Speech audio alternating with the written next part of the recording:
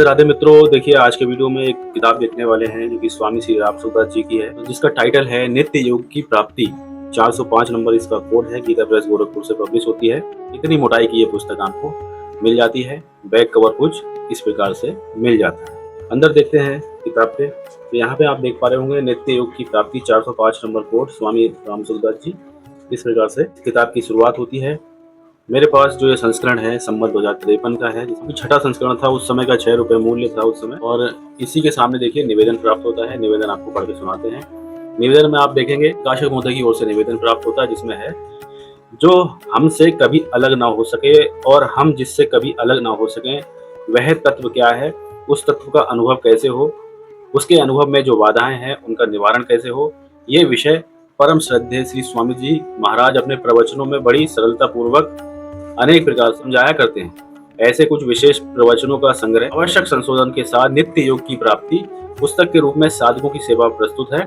इन प्रवचनों में साधकों को साधन तथा साध्य के विषय में अनेक प्रेरणाप्रद विलक्षण बातें मिलेंगी। साधकों से प्रार्थना है कि वे गंभीरता पूर्वक इस पुस्तक का अध्ययन करके लाभान्वित हों। ये जो है प्रकाशक महोदय की ओर से इस प्रकार से निवेदन की प्राप्ति होती है।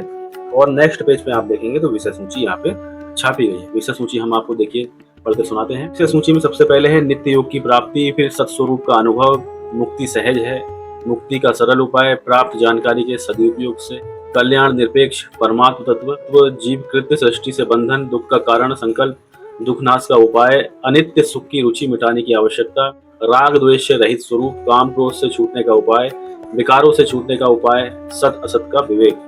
इस प्रकार से आप देखेंगे तो विषय सूची देखने पे 15 अध्यायों में स्वामी जी के प्रवचन आपको मिलते हैं।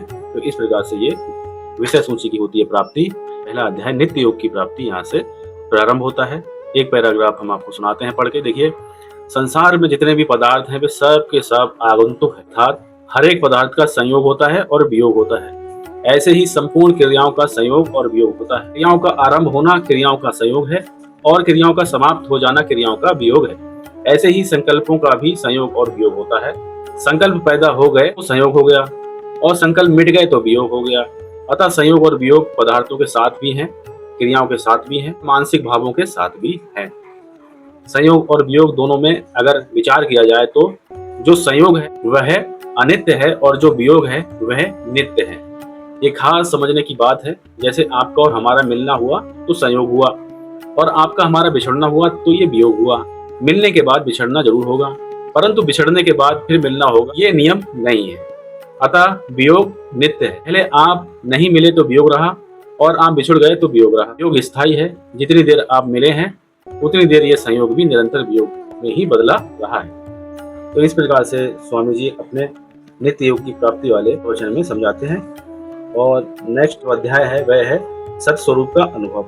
यहाँ पे भी हम आपको एक दो लाइनें पढ़ के सुनाते हैं। यहाँ पे देखिए, सत्स्वरूप का अनुभव, एक वस्तु का निर्माण बनाना होता है और एक वस्तु का अन्वेषण ढूंढना होता है। ढूंढने से वही चीज मिलती है जो पहले से थी। जो चीज बनाई जाती है, पैदा की जाती है, वह पहले नहीं होती, प्रत्युत बनने के बाद होती है। परमात्म तत्व पैदा नहीं किया जाता, वह कृति साध्य नहीं है। जो कृति साध्य नहीं है उसमें कर्ता कर्म करण आदि कोई भी कारक लागू नहीं होता। यहाँ पे गीता जी के कुछ श्लोक प्रमाण स्वरूप स्वामी जी यूज करते हैं। उसके बाद देखिए, यहाँ पे प्रकृति से अतीत तत्व में क्रिया नहीं है, कभी हुई नहीं, कभी होगी नहीं, कभी हो सकती नहीं। वह परमात्म तत्व तो ज्यों का त्यों है। नहीं की तरफ जो आकर्षण है, इसके सिवाय उसकी प्राप्ति में कोई बाधा नहीं है। नहीं को सत्ता भी आपने ही दी है, उसकी खुद की सत्ता तो है ही नहीं। अपने बचपन को आपने छोड़ा है क्या? किसी ने छोड़ा हो तो बता दो कि किस तारीख को बचपन छोड़ा। बचपन तो अपने आप छूट गया। यह असत एक क्षण भर भी नहीं टिकता।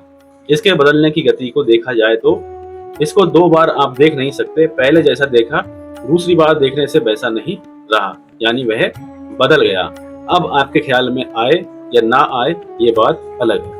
तो इस प्रकार सत्स्वरूप के अनुभव में स्वामी जी की कुछ गहराई वाली बातें प्रवचन स्वरूप मिल जाती हैं। और यहाँ पे श्रोता और वक्ता प्रश्न और उत्तर के स्वरूप यहाँ पे कुछ बातें मिलती हैं। जैसे श्रोता है कि महाराज जी क्रियाओं में भी वही सत्ता है। स्वामी जी कह रहे हैं क्रियाओं की सत्ता है ही नहीं, क्रियाएं तो आरंभ होती हैं और नष्ट होती है। मैंने व्याख्यान शुरू किया और अब खत्म हो रहा है। क्रिया और पदार्थ सब खत्म होने वाले हैं। श्रोता कहते हैं, सत्ता की क्रिया कैसे हुई? सत्ता है तभी तो क्रिया हुई। स्वामी जी ने कहा, तो बस सत्ता हुई, मूल में क्रिया कहाँ हुई? यही तो हम कहते हैं, क्रिया का अभाव होता है, सत्ता का अभाव कभी होता ही नहीं। बिल्कुल प्रत्यक्ष बात है, इसका कोई खंडन कर सकता ही नहीं। किसी की ताकत नहीं इसका खंडन कर दे। असत्य की सत्ता भी सत्य के अधीन है, सत्य की सत्ता भी सत्य के अधीन है।